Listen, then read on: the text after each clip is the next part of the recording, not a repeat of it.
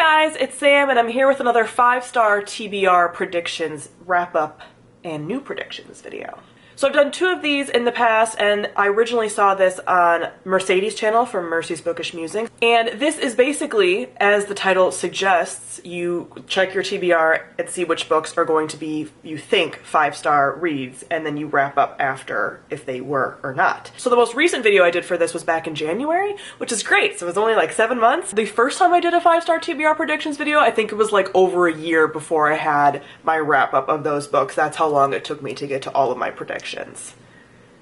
Wow. But now that my TBR is shrinking, that's like less likely to happen. It's so great. So let's get into my wrap up of my original predictions.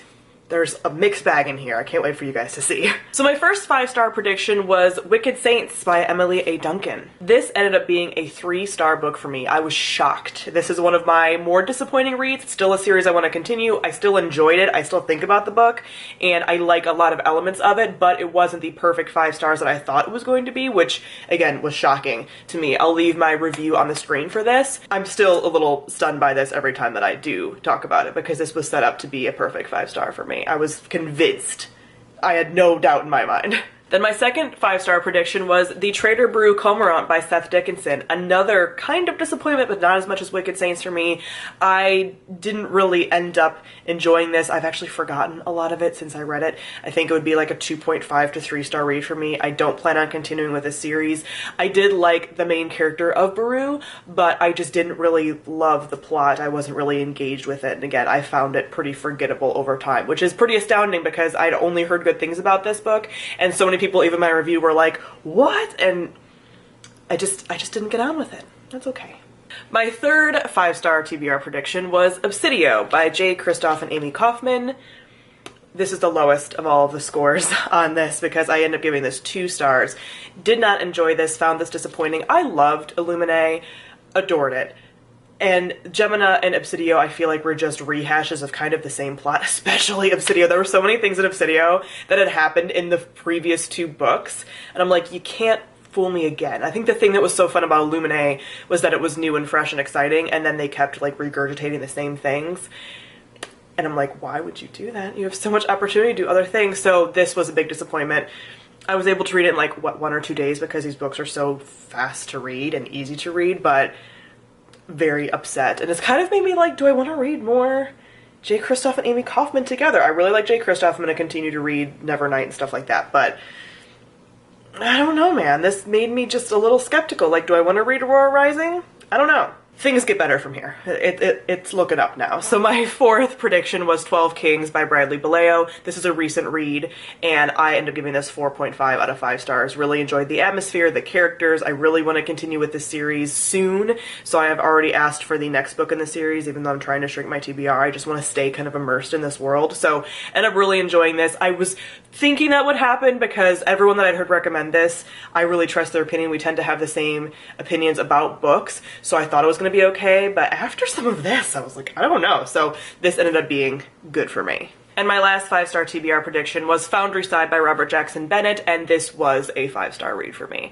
So yay, wonderful. Between this and 12 Kings, which is almost a 5-star, I was much happier, but I end up loving this book. This book, I loved the characters, I loved the world, I felt very immersed in it. The plot was fast-paced, but also at points character-driven. I really enjoyed the magic system, everything about it. I did have an arc of this, but I do want to get a nice finished copy because I love the cover to have on my shelves, and I do plan on continuing with this series because it was so fun and I really enjoyed it. It took me by surprise in a lot of ways. Even though I thought I was going to enjoy it, I just had like a gut feeling.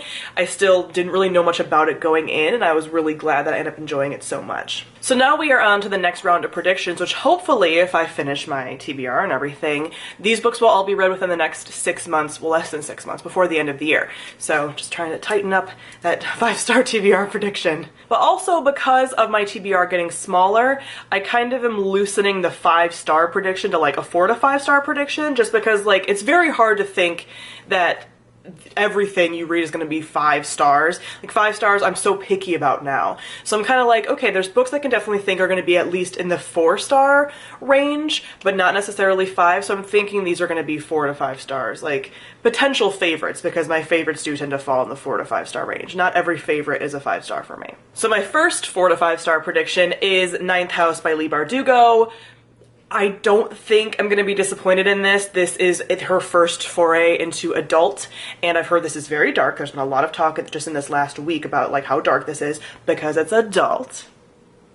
That's probably why. And it just has a lot of elements that I know I'm going to enjoy, just like theme and plot wise and everything. So I think this is going to be fine. But again, because I also thought Wicked Saints was going to be fine. I also thought, I didn't talk about this in this video, The King of Scars I thought was going to be a 5-star for me and wasn't. So we'll see. We'll see what happens. My next prediction is We Hunt the Flame. This just seems to be something that it's just going to appeal to me. We have assassins, we have desert fantasy, we have cool magic, we have a lot of things that I think I'm going to enjoy. I just feel it's going to be kind of angsty as well. So there's a lot of things about this that I think are going to appeal to me. They're going to put it in that favorites range. Then we have Sorcery of Thorns by Margaret Rogerson. I loved An Enchantment of Ravens, which was her first book, and this is supposed to take place in sort of a magical library. It has a lot to do with like stories and such, and I've heard some good things about it from people whose opinions, again, I really trust. I don't think it's going to be the best book I've ever read of all time, but I do think it's going to be a favorite in that way of like sticking with me, because Enchantment of Ravens was also that way. I think I gave that one 4 stars, but I still really like it and think about it a lot.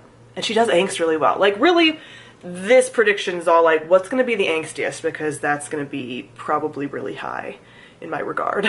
My next prediction is The Devouring Grey by Christine Lynn Herman. This is supposed to take place in sort of like magical woods. Something dark is in the woods. There's a bunch of like founders of the town that have magical abilities and their children and all this stuff, which seems very much like The Covenant, which is one of the best worst movies of all time. So I think this is going to be enjoyable in a lot of ways for me and very dark. I'm doing a lot of like dark fall reads because that's what's coming up. It's in the air, it's coming soon. We're going to be saved from the sweltering heat of summer, but not too soon because your girl has seasonal affective disorder. I don't want to be sad because the sunlight's gone.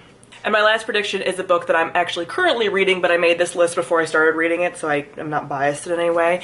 And that is The Killing Moon by N.K. Jemisin, which is the first book in the Dream Blood duology. This is a bind-up, so this marks where the first book ends. But this is a fantasy story that has a lot of dream magic, which is interesting and fun. And I really love N.K. Jemisin's other series that I read, the 5th season being the first book in that. That's been critically acclaimed and everybody loves it. So I'm now going back and reading some of her older work. So the Dream Blood duology I'm going to read first, then I'm also going to go back and read the Inheritance trilogy. But I think that her writing is going to be continuously wonderful and I'm going to enjoy the series that she puts out. So I think this is going to be a solid 4 to 5 star read for me. So those are my newest 4 to 5 star TBR predictions. Comment them below, let me know if you've read any of these and what you've thought of them, and also if you have any books on your TBR that you think are going to be 5 stars for you. So thank you all for watching and I'll see all of you guys soon. Bye.